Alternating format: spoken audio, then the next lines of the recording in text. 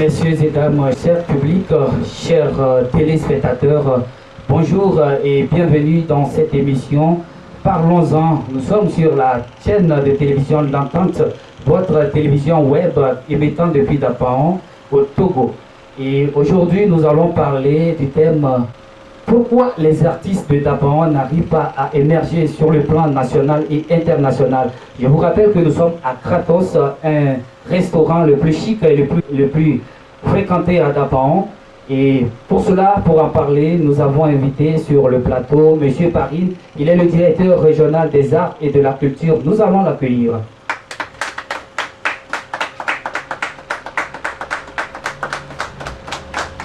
Alors, Monsieur Parine, bonjour et bienvenue. Installez-vous. Voilà, il ne sera pas seul. Nous allons aussi recevoir sur ce plateau pour en discuter un artiste de la région. Lui, c'est Christophe. On l'accueille. Voilà, bienvenue, Monsieur Christophe, et installez-vous. Alors, je vous rappelle que derrière moi, c'est un groupe de cinéma, un groupe cinématographique. Ils sont là pour nous assister dans cette émission.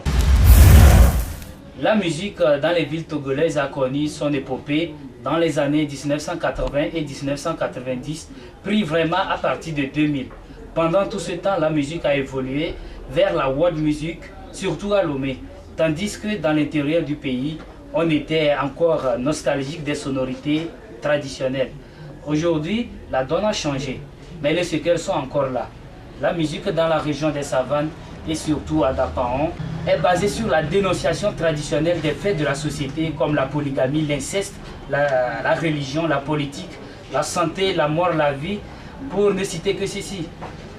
L'on est tenté en ce moment par ce constat de se demander pourquoi malgré tous les messages utilisés par la société, la musique à Dapaon reste toujours sous-développée.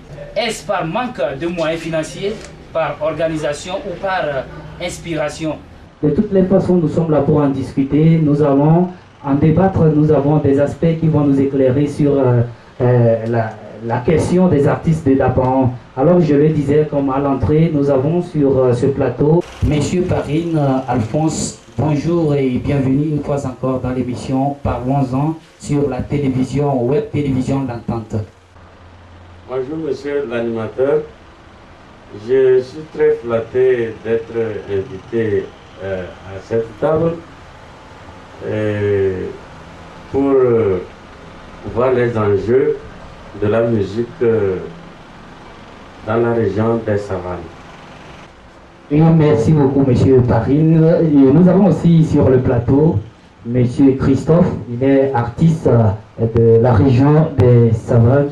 Monsieur Christophe, bonjour et bienvenue. Oui, bonjour. Je suis très heureux de paraître dans cette émission. Et mon invitation ici me donne vraiment la joie au cœur parce que ces occasions-là, nous n'avons pas de ces occasions très souvent. Et donc aujourd'hui, ici dans cette émission avec vous sur ce plateau, je me sens très heureux de participer à une telle émission. Merci. Monsieur Parine Alphonse, oui, une appréciation sur l'initiative que nous sommes en train de prendre, c'est-à-dire avoir une web télévision, une télévision sur Internet. Je suis très ravi, ça me ragaillardit. Je suis fier de cette initiative parce que ça rendra visible les activités de mes artistes de la chanson et de deux. Je jette des fleurs aux initiateurs parce que à travers le monde, on verra ce qui se passe dans la région des Savanes en matière de musique. Parce que nous ne devons pas vivre en autarcie. Il faudrait qu'on soit représenté ailleurs, qu'on soit vu ailleurs pour donner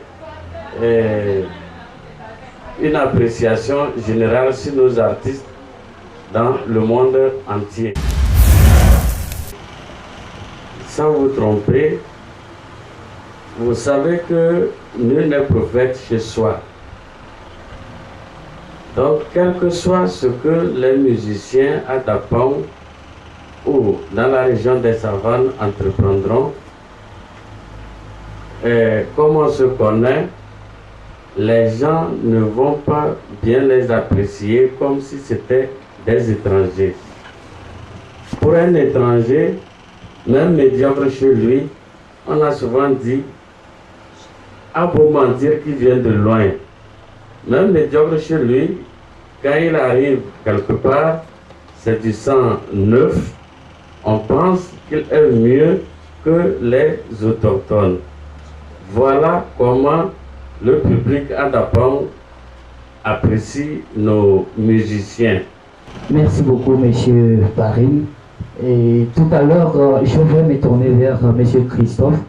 Comme je l'ai annoncé, pourquoi les artistes de Dapong n'arrivent pas à émerger sur le plan national, voire sur le plan international? La question qui me vient tout à l'heure à l'esprit, quels sont les messages que vous véhiculez dans vos chansons?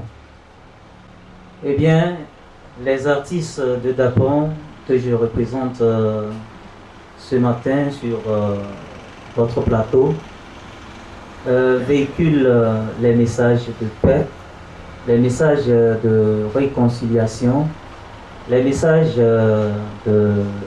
d'amour, les messages qui portent sur le trafic des enfants, les messages aussi qui dénoncent dans notre vie quotidienne tout ce qui ne va pas. Et donc l'artiste est en quelque sorte celui qui relaie les problèmes de la société auprès du monde entier, celui qui essaie d'une manière ou d'une autre dans son art de porter ce qui ne va pas à la connaissance de la population. Et donc, bon, en bref, voilà ce que je peux citer comme thème les plus fréquents utilisés par les artistes à Dapong. Et quelles sont les tendances les plus en vue? Quel rythme souvent vous utilisez?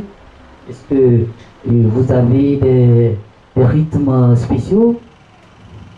Je veux parler des tendances. Oui, entre-temps, vous savez bien que notre musique était entre-temps traditionnelle.